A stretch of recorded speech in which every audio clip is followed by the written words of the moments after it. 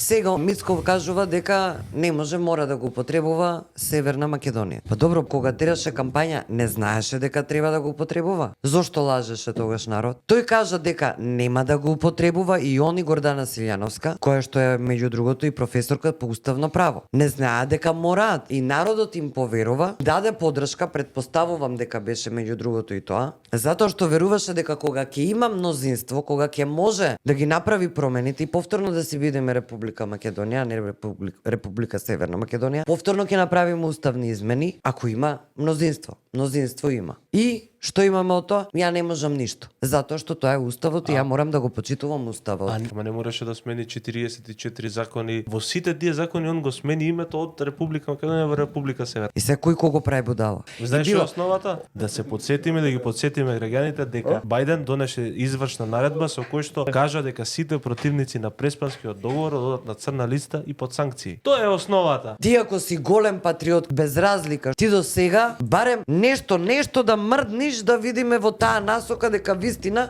утре да ти веруваме. А не да кажеш дека тоа е завршена работа.